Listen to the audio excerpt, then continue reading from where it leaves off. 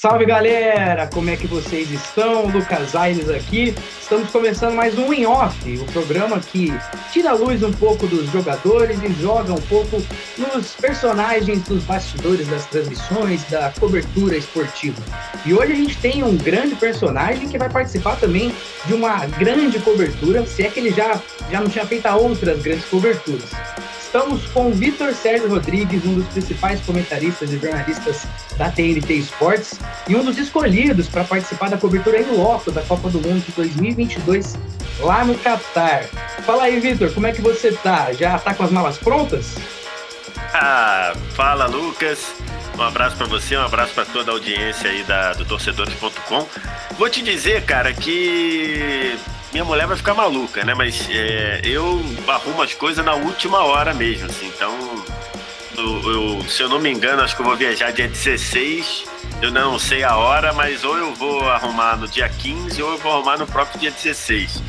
Mas muito emocionado, né? Até escrevi isso lá no Instagram, né? Porque eu enquanto jornalista esportivo, sempre sonhei em ser um atleta, né? Não levava jeito para jogar futebol. Fui um razoável jogador de basquete até o infanto ali. Depois também vi que não dava para eu ser profissional, enfim. Então eu encarei esse chamado como se fosse uma convocação, né? Estou me sentindo na seleção que tem a TNT Esportes. Você ser escolhido para ir para uma Copa, estou me sentindo um convocado também.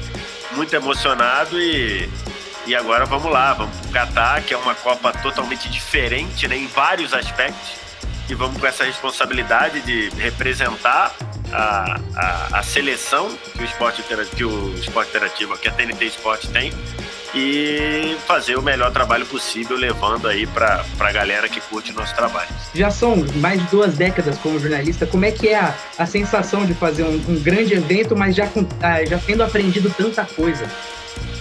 Eu comecei a trabalhar como jornalista em 2001, né? Então, assim, não fazia muito sentido, assim, não era factível eu ir para a Copa de 2002, né? Porque eu comecei lá em 2002, ainda estava trabalhando lá no site da Copa do Nordeste ainda. Então aí eu não fui a 2006, não fui a 2010, 2014 trabalhei aqui na do Brasil, mas não é a mesma coisa, né? Porque foi uma Copa que rolou aqui no Brasil, e também não fui para 2018.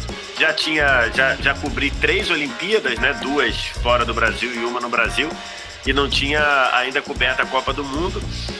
Sempre tem a expectativa e sempre tem o sonho mesmo de você fazer uma Copa do Mundo, para você ter essa experiência, né? Depois de tantas coberturas que eu tive chance de fazer, até falei isso lá no Instagram, já final de Champions, jogos de Champions, final de Europa League, já cobri Euro, já cobri jogo em loco de Libertadores, de Brasileiro, de Campeonato Mundial de Judô, Pré-Olímpico de Basquete. Então, assim, já fiz muitas coberturas, mas ainda não tinha feito uma Copa do Mundo. Então, por isso que... E como a TNT Esportes ainda não tinha falado muito com a gente como seria, acho que dependia aí de algumas coisas para viabilizar, né? De alguns acordos aí para viabilizar a cobertura. Até a hora que a chefia me chamou, me convocou, como eu falei, eu não estava muito na expectativa, né? Já estava até olhando aqui, até porque eu, em 2019, vim morar em São Paulo, né? Eu, minha esposa e meus 2 filhos, então a gente já estava se planejando aqui, porque meus filhos, apesar de já terem uma idade, né? Uma tem 13, o outro tem 6, já não são bebezinhos, né? Que demandam tanta atenção, mas já estava pensando ali, que a minha esposa trabalha também. E aí veio a notícia e me deixou muito feliz, né? Assim, me deixou muito realizado, porque primeiro que na TNT Esportes só tem craque, né? Então, assim, só tem craque. Então, se a direção escolhe você para ir, é porque você está se destacando dentre vários craques, né? Que poderiam ir e fazer um trabalho tão bom ou melhor que o meu, né? O André Henning, o Jorge Igor, o Bruno Formiga, sem falar os repórteres, o Rodrigo Fragoso, então fora a galera de fora do ar. Então, assim, tinha muita gente para ir.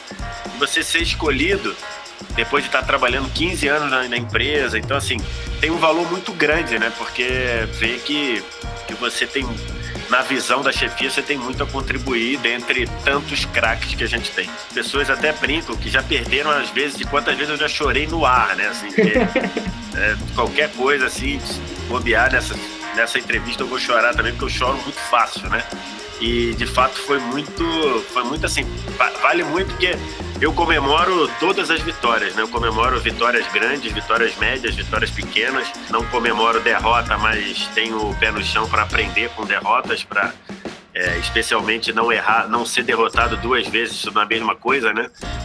Então, mas foi realmente muito, para mim foi muito, representou demais para mim. Então já saí agradecendo a todo mundo que eu achava que devia, até os que eu talvez não impactaram. A pessoa falou, mas não tem nada a ver. Eu falei, não, mas eu te agradeço assim mesmo, porque é muito, assim, é muito, isso significa muito para mim, né? Assim, vale.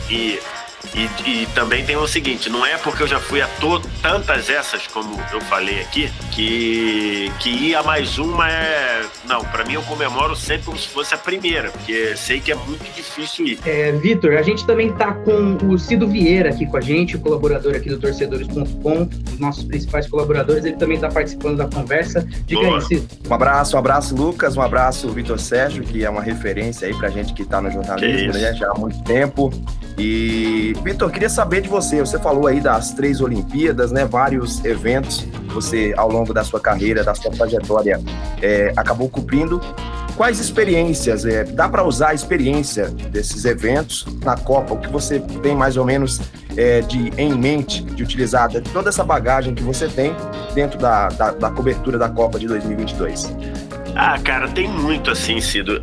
A primeira coisa, e que muita gente quando vem falar sobre isso comigo, é você ter a percepção que na sua empresa, quem ficou no Brasil tá comemorando mais do que você que tá lá.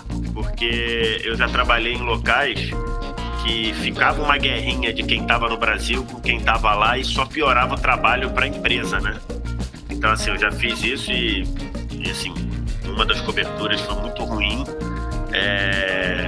porque ficava aquela guerrinha de parecia assim, pô, já que o cara tá lá, ele que faça tudo, e que não é assim, né? Então, acho que isso dentro da TNT Esportes não acontece, porque a galera é uma pilha absurda, uma vontade absurda de fazer, então, e te apoia tanto a galera que tá lá quanto a galera que tá aqui.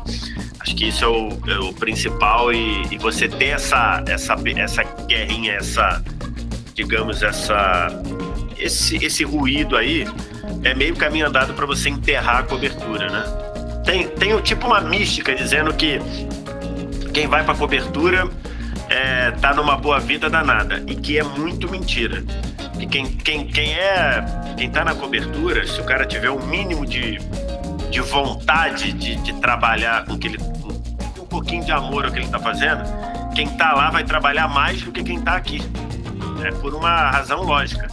Tirando que seja uma cobertura, sei lá, na Argentina, ou uma cobertura na costa leste dos Estados Unidos, né, um México da vida, em qualquer outro lugar tem um fuso. E o fuso sempre vai te obrigar a você trabalhar no horário do Brasil e trabalhar no horário do fuso, né? Então, por exemplo, quando você vai para uma transmissão de Champions, né? Essa daqui é no Catar, que é mais ou menos 6 horas, né?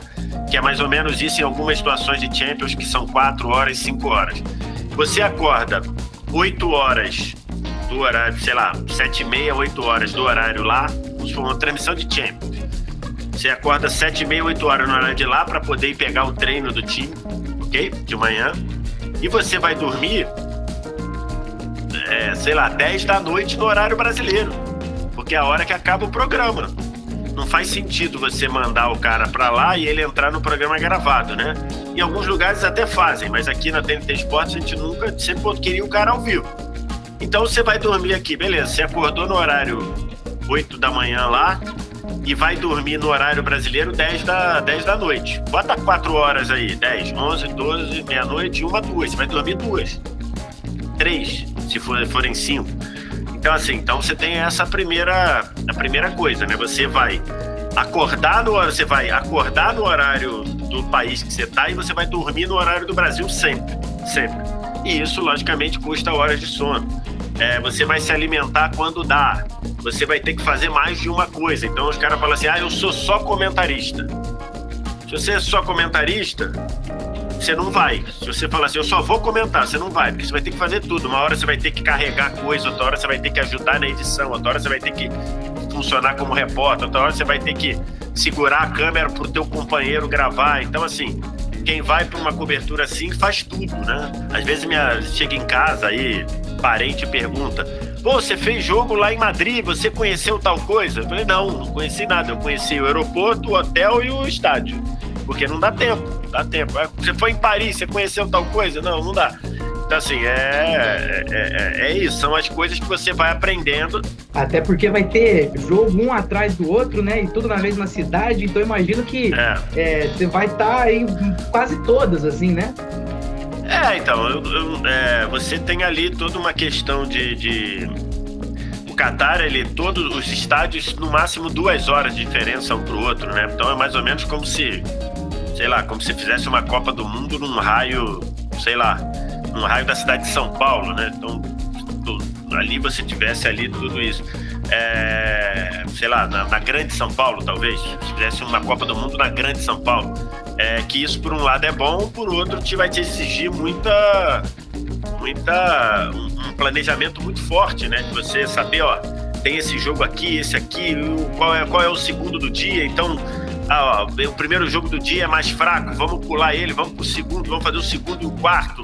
Então aí beleza, mas aí não dá, tem o segundo e o terceiro são bons, então faz o seguinte, divide a equipe, manda metade pro segundo, metade pro terceiro. Mas tem o treino da seleção, então cai esse, porque o treino da seleção pro nosso público é mais importante do que um jogo, Marrocos e... França e Austrália, talvez um treino da seleção é mais importante que o França e Austrália. Então, tudo isso você precisa e tudo isso você também vai absorvendo com a cobertura, né? Com a experiência de cobertura, tomar decisões rápidas, ser rápido para mudar de plano. Tem muita gente que às vezes fala assim, não, eu trabalho com tudo muito certinho, eu gosto de saber onde é que eu vou estar no dia tal hora. Em cobertura desse coisa não funciona, porque toda hora você está mudando. Por exemplo, no dia só para dar um exemplo, no dia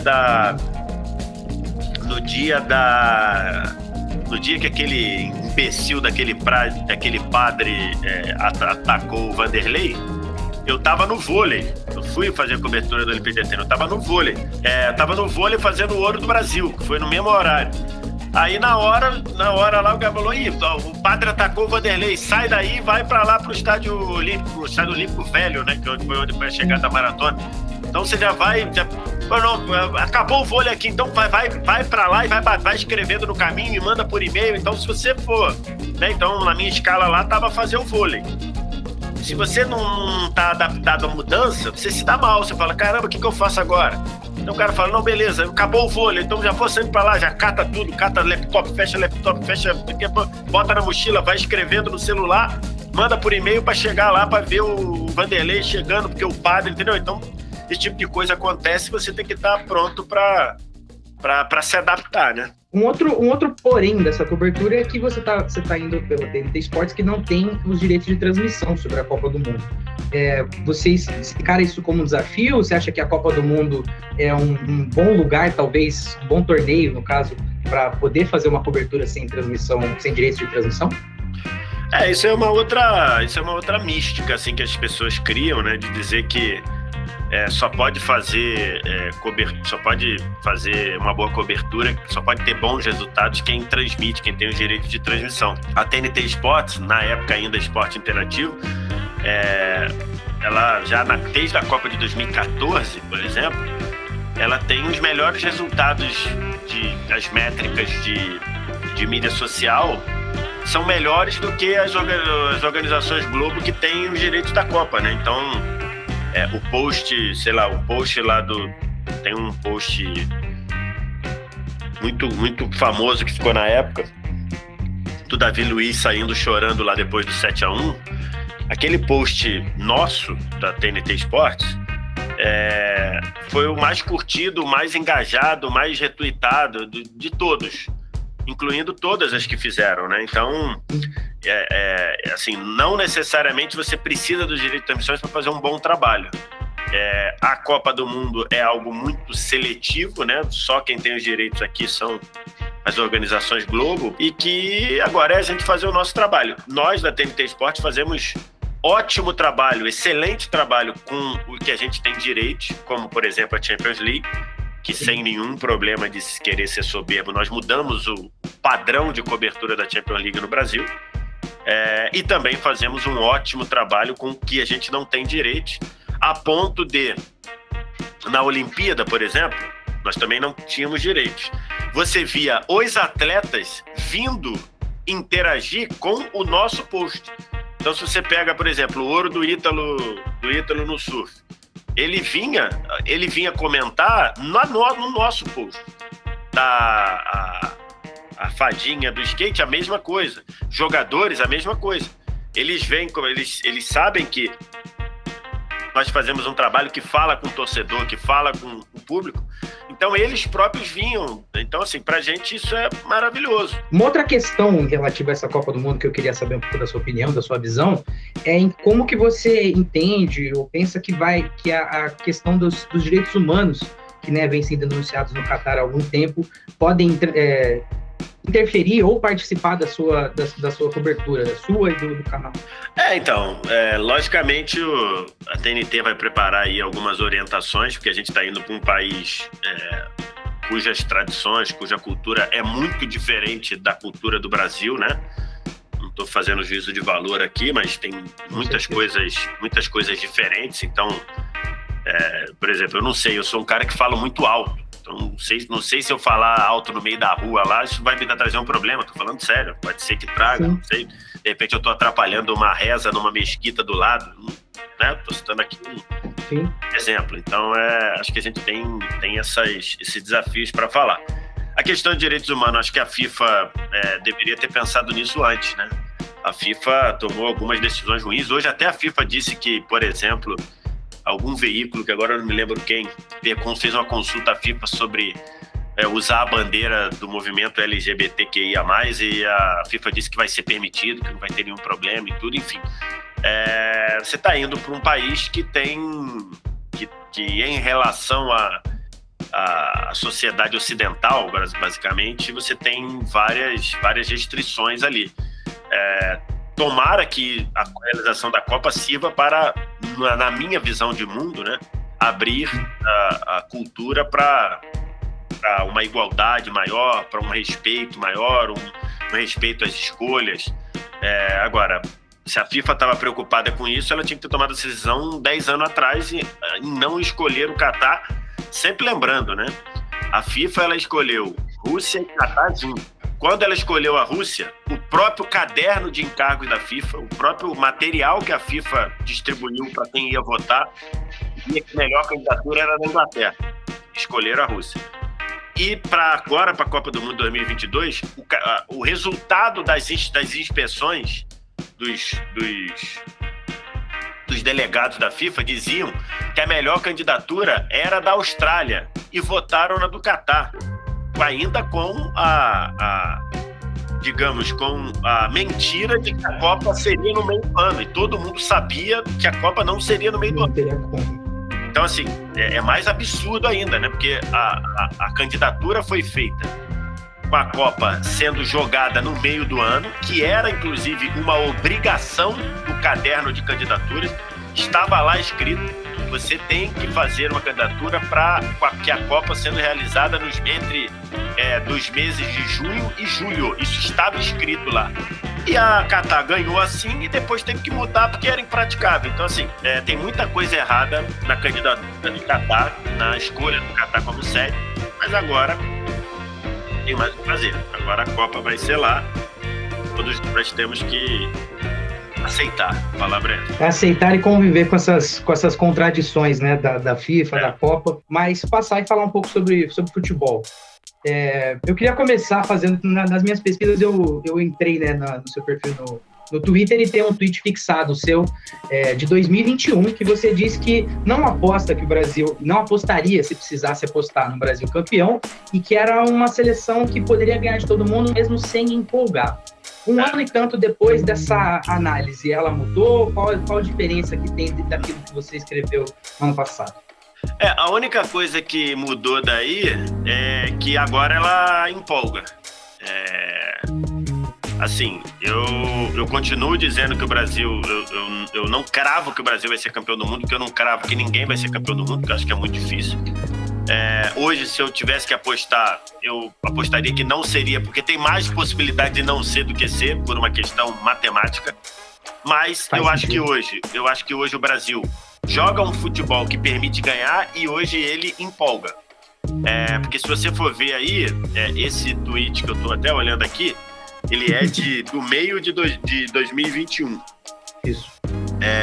E ali era aquela fase exatamente onde o Tite parecia estar preso, né? O Tite parecia estar meio que enclausurado ali numa seleção que sofria pouco, quase não toma gol, quase não perde, mas que tinha muita dificuldade para produzir do meio para frente, mas acabava ganhando. Era isso. A coisa diferente da fagulha estava faltando. E aí vieram surgindo Rafinha, Antony, Vinícius Júnior, Rodrigo, Martinelli, e o Tite não segurou a fila dessa galera, né? Acho que o Tite teve esse mérito. Ele viu e falou: opa, meu time tá engessado, meu time depende muito do que o Neymar faz, e eu quero um time com mais capacidade de improvisar na frente, sendo que do meio para trás eu vou continuar tendo essa solidez. Então hoje eu acho que o Brasil chega à Copa do Mundo como favorito. Vitor, muito se fala que essa Copa agora seja a Copa do Neymar, né? 30 anos, já em termos físicos tem iniciado a temporada europeia em grande nível, mentalmente aparenta, né, estar mais amadurecido. E queria saber se você tem essa mesma percepção, se de fato a Copa do Catar vai ser a Copa do Neymar, e também projeção com relação a dois jovens da seleção, Vinícius Júnior e a chegada do Pedro do Flamengo. Acho que o Pedro, eu acho que ele vai para a Copa, mas eu acho que ele tá em terceiro aí nessa briga. Acho que ele vai ser acho que o Pedro só vai ser utilizado num cenário muito específico, de um jogo ali em que o Brasil esteja sendo marcado muito, a saída de bola esteja sendo marcada muito forte, e que aí o Tite, para resolver um jogo, ele bote o Pedro para tentar buscar uma bola longa, né? O Alisson é muito bom na bola longa, o Thiago Silva é muito bom na bola longa, o Marquinhos é muito bom na bola longa. Então, num cenário assim que alguém, não sei se vai acontecer, né? Algum time tenha a ousadia de subir e pressionar a marcação do Brasil num nível que impeça o Brasil de sair jogando, eu acho que o Pedro entraria para fazer esse papel. Eu acho que como para um jogo em que o Brasil espera-se o Brasil dominante, eu acho que o Pedro está atrás do Richarlison, e acho que ele está atrás do Gabriel Jesus também. A outra é Vinícius Júnior. Então, eu acho que o Vinícius Júnior, eu acho que ele vem de, sei lá, uma temporada e meia excelente no Real Madrid. Uma temporada e meia de ficar entre os 5 melhores do mundo. Foi até debate, né? Ele ter ficado em 8º na Bola de Ouro. Eu acho que ficou muito aquém do que de fato ele jogou. Não vi 7 jogadores melhores que o Vinícius na temporada passada, né? Para ele ter ficado em 8º, mas eu não sei se o Tite tem toda essa empolgação com o Vinícius. Acho que o Vinícius fez alguns bons jogos pela seleção, já fez outros que não foram tão bons. E isso me indica, por exemplo, no jogo contra a Gana, por exemplo, que o Vinícius jogou muito melhor que o Richarlison, e o Vinícius saiu no intervalo, por exemplo, né? O Richarlison fez contra a Gana... Rafinha, tá? O Vinícius jogou muito melhor que o Rafinha contra a Gana, e no intervalo quem foi substituído foi o Vinícius. O normal ali seria o Rafinha ter saído. O Rafinha tinha errado tudo que tinha tentado no jogo contra a Gana, e o Rafinha jogou, sei lá, 20 minutos a mais que o Vinícius. E no jogo seguinte, o Vinícius foi pro banco, né? Quando voltou o Fred. Então eu acho que o Vinícius ele tem chance de se destacar muito. nessa Copa, mas eu acho que ele vai ter que ganhar espaço ali, vai ter que convencer o Tite. Eu não sei se o Tite está tão convencido assim do poderio do Vinícius ou de estar pronto do Vinícius para essa Copa. Nessa lista, Vitor, dos 26, algum nome do futebol brasileiro, além dos que já estão aí, né, praticamente cotados, como o próprio Pedro, na sua ótica, se você fosse o Tite hoje, teria algum nome do futebol brasileiro que você colocaria, listaria entre os 26? Eu levaria o Pedro para esse contexto de jogo que eu falei aí. Eu acho que tem até uma declaração do Vitor Pereira, que passou meio batido, eu bati nessa tecla depois, naquele jogo no jogo do Maracanã, não, da Libertadores, que o Flamengo ganhou por 1-0, o Vitor Pereira foram perguntar para ele e falou: pô, o teu time subiu a marcação praticamente o jogo todo e não foi efetivo, não teve eficiência. Ele falou: sabe por que não teve eficiência?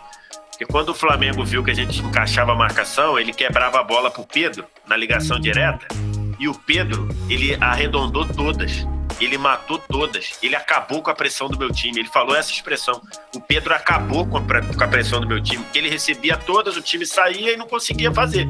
Então assim, eu acho que o Pedro vai por isso. O Everton tá garantido com mérito. Aliás, hoje para mim o Everton, se eu tivesse que escalar um dos dois, Everton ou Ederson, eu não penso duas vezes que eu escalaria o Everton do Palmeiras, que pra mim o Ederson tá muito mal. O Ederson tomou um gol no fim de semana que é indecente pra um goleiro como ele, assim. Não pode tomar aquele gol. Então assim, o Everton. E aí eu acho que a dúvida na cabeça do Tite é se o Everton Ribeiro vai ou não, né? Acho que no mais, acho que não tem nenhum outro que você pudesse levar.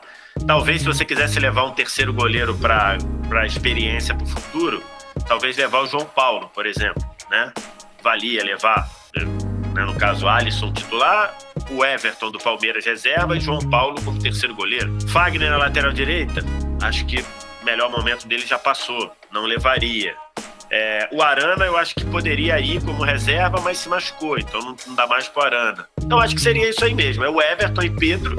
E aí ver se o Everton Ribeiro ganha essa batalha aí, porque o Coutinho tá muito mal, inclusive. Ô, Vitor, como é que você enxerga a chegada, né, dos jogadores? Recentemente você falou sobre a geração sub-23, né, de brasileiros. Qual o peso dessa geração para a atual seleção brasileira?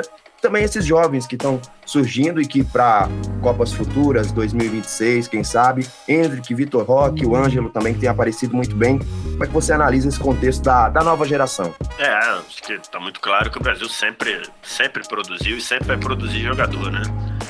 Não tem muita dúvida. Pessoal, tem muita gente lá que falou: mas em 2014 não tinha. Não é verdade, em 2014 a gente podia ter no time Pato, Adriano, Douglas Costa e tudo, só que jogadores que acabaram se perdendo por uma série de, cada um por seu motivo. Então não vem aqui, mas o talento estava lá, né? O talento estava ali.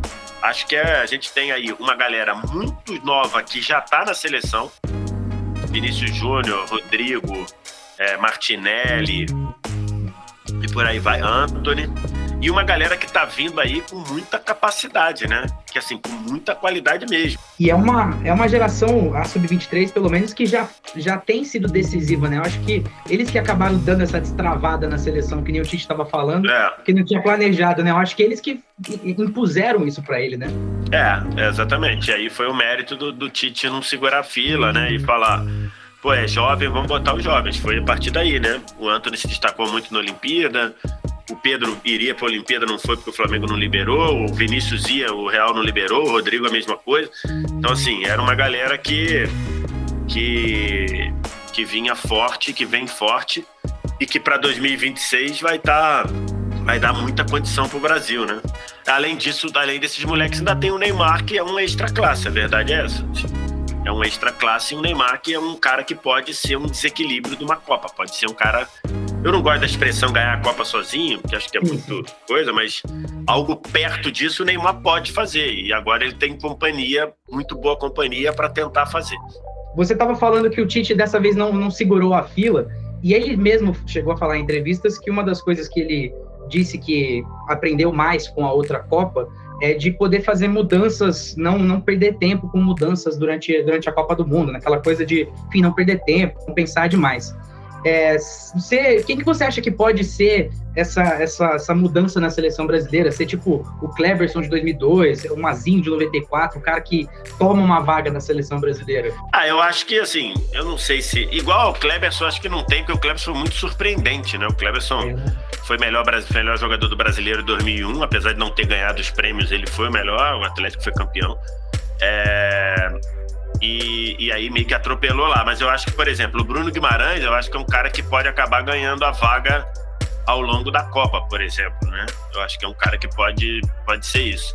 Eu acho que é um cara que pode fazer esse papel.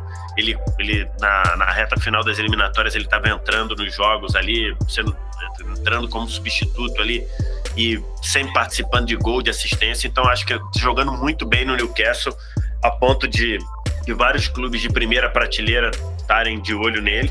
Então acho que esse é um cara que pode aparecer e que pode atropelar aí e ganhar uma vaga, até porque o Fred não faz uma temporada tão boa, apesar de ter feito 2 jogos bons aí ultimamente. Uma outra pergunta que eu tenho em relação à seleção brasileira é: você estava falando da seleção do ano passado, o desenvolvimento dela para agora, que é uma seleção que é difícil de perder, né? Você consegue ver essa segurança da seleção brasileira mesmo contra equipes do nível, de maior nível, né? Uma França, uma Inglaterra, porque o Brasil acabou não conseguindo enfrentar tantas seleções desse nível na sua preparação para a Copa, né? Isso é um fato, né? O último jogo que o Brasil teve contra um europeu foi a República Tcheca, lá no meio de 2019, se eu não estou enganado. Então foi muito tempo, né? Sem medir forças com esses times. Mas, se você olhar, a forma como o Brasil joga é uma forma que lhe dá sustentação, né? É um time muito forte fisicamente, é um time que raramente toma gol, raramente perde, é um time que tem um meio campo, um meio ali, uma face central do gramado muito bem consolidada, com Thiago, Marquinhos e Casemiro. Então, assim, é um time que quase sempre vai marcar alto, vai sufocar, vai pressionar o adversário. É um time que tem individualidade agora, tem capacidade de contra-atacar. Então, todos esses cenários te colocam como a característica de um time que é bom. É bom contra o Equador, é bom contra o Peru, que o Brasil enfrenta toda hora, é bom contra a Colômbia, é bom contra a Argentina, apesar do Brasil ter perdido a final da Copa América, né? Mas eu acho que não seria muito diferente de enfrentar um time da primeira prateleira europeia, por exemplo. Até porque esses times têm jogado e não têm jogado bem, né? A Inglaterra caiu muito de produção, a França caiu de produção, a Itália ganhou a Euro, mas ficou fora da Copa do Mundo. A Alemanha está numa espécie de uma entre-safra ali, de ainda usando alguns da Copa de 2014 e uma molecada que ainda vai aparecer. Então acho que mesmo sem ter enfrentado, acho que o Brasil é sólido contra esses times, que isso não quer dizer que vai ganhar, né? Porque, cara, a Copa do Mundo ela é muito cruel, né, na verdade. Você tem que estar bem ali naqueles 25 dias, nessa Copa aqui, 28 dias, e é tudo jogo único, então você não dá tempo de se recuperar de um primeiro tempo ruim, às vezes, como foi em 2018, não dá tempo de você reagir quando você dá 2 vaciladas, como foi em 2010. E eu tenho uma última pergunta, que é uma curiosidade minha também em relação à visão das outras pessoas sobre a Copa do Mundo, ainda mais um comentarista que comenta de Champions League, de Nations League e amistosos de seleções internacionais. Tem muita Copa do Mundo que acabou lançando algumas tendências táticas e técnicas, né? Eu lembro do 4-2-3-1 na Copa do Mundo de 2010, eu lembro de usar 5 defensores na Copa de 2014. Eu queria saber se você acha que essa Copa pode lançar algum tipo de tendência, pode ser algum denominador comum para próximos anos do futebol? Não, eu acho que não, cara. Eu acho que você já teve ali, para a Copa de 2010, você teve ali a tendência fruto do Barcelona, que o 4-2-3-1 ele é na Copa de 2006, na verdade, né? Que ali é que vira ali a França, por exemplo. Pensei muito na Alemanha. A França joga no 4-2-3-1 ali com aquele time. E tinha o Ribéry, né? Então, assim, aquele time ali, e só tinha o Henry na frente.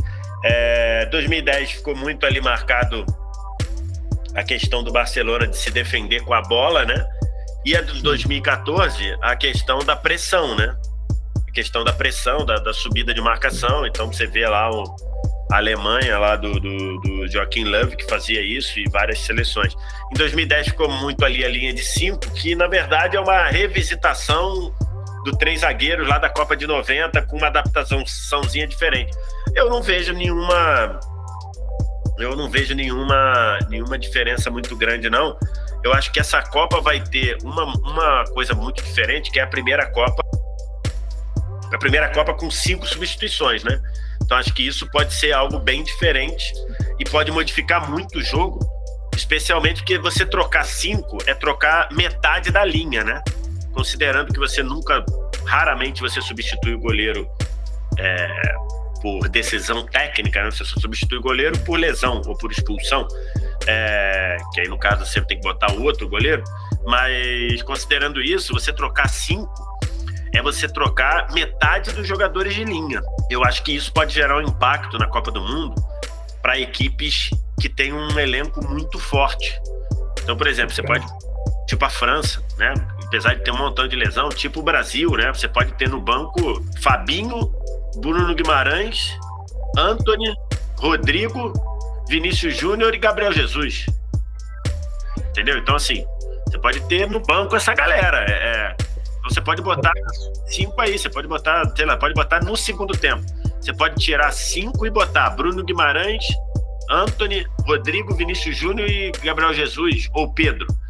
Então, assim, cara, isso pode fazer muita diferença. Eu acho que é a primeira Copa que a gente vai ter com 5 substituições, então eu acho que a gente vai ter muito jogo decidido nesse balanço das trocas aí, nesse balanço, porque eu acho que seleção com um elenco forte, eu acho que vai levar vantagem do que seleção que tem, tipo hoje, atualmente a Bélgica, ela tem um time titular muito bom. Se começa a precisar ir pro banco, já cai um pouco. A própria Argentina, o time titular dela é redondinho, tá redondinho, para inclusive incomodar qualquer um. Agora, precisa ir pro banco, já não é tão a mesma coisa. Você não tem o Di Maria, quem vem do banco já não entendeu? Então, não tô nem falando do Messi, não precisa nem falar do Messi. Você perde o Di Maria, você tira o Di Maria faltando, sei lá, meia hora, já te faz uma falta danada no jogo, porque quem vem do banco não vem. Então, assim, eu acho que isso pode ser um fator novo aí. Pode ser que seja isso, a tendência de como usar as 5 substituições. Mas queria agradecer muito a sua presença, muito legal a conversa aqui, ouvir toda a sua experiência, todas as suas ideias, visões aqui em relação a tudo. E, toda a sorte do mundo na cobertura sua e dos seus colegas na Copa do Mundo de 2022. Obrigado, gente. Obrigado pelo convite, né? Gosto sempre de estar falando aqui, e ainda mais num papo nesse nível aí. Vamos pra lá tentar fazer o melhor, tentar arrebentar lá na Copa e vamos ver se o Brasil traz o Hexa. Valeu, VS. Cido, muito obrigado também pela presença. Valeu, Cido. Valeu. Obrigado, Vitor. Obrigado. Valeu, gente. Continue acompanhando aí a nossa cobertura, que com certeza vai ter muito desdobramento. A gente que costuma fazer muito de mídia esportiva, com certeza vai trazer muito conteúdo do Vitor também, lá do Catar. Valeu, um abraço. Vai aparecer direto aqui o Vitor. Mas, gente, vamos ficando por aqui. Não deixe de se inscrever, curtir, compartilhar no canal aqui. Vamos ficando por aqui. Muito obrigado, gente. Até a próxima. Valeu!